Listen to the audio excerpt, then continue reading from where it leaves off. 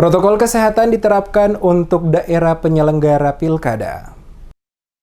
Dinas Kesehatan Provinsi Maluku menerapkan strategi khusus kepada petugas dan masyarakat yang mengambil bagian dalam proses pemilihan kepala daerah atau Pilkada 2020 di masa pandemi COVID-19 untuk 4 kabupaten kota di Maluku. Hal tersebut disampaikan Kepala Seksi Promosi Kesehatan dan Pemberdayaan Dinas Kesehatan Provinsi Maluku, Julia Ningsi Royani, dalam kegiatan yang diselenggarakan KPU Maluku pada hari Senin 26 Oktober. Ia menjelaskan pilkada serentak dalam adaptasi kebiasaan baru harus sesuai dengan standar protokol kesehatan, pencegahan, dan pengendalian COVID-19 minimal memenuhi beberapa prosedur. Di mana untuk petugas yang bertugas di tempat pemungutan suara atau TPS harus menggunakan alat pelindung diri seperti masker, sarung tangan, pelindung wajah juga harus digunakan. Petugas juga harus menyiapkan sarana sanitasi, pengukur suhu tubuh, dan mengatur jarak antara warga satu dan warga yang lain yang datang ke TPS minimal 1 meter.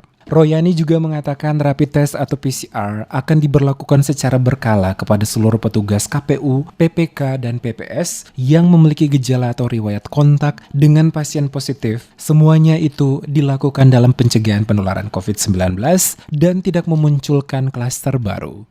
Yang kedua, rapid test atau PCR berkala bagi KPU, PPK, dan PPS memiliki gejala atau riwayat kontak dengan kasus positif. 3. Penggunaan alat pelindung diri berupa masker. 4. Penggunaan masker, sarung tangan sekali pakai, dan pelindung wajah bagi PPS, PPDP, KPPS. Kenapa dong, kan langsung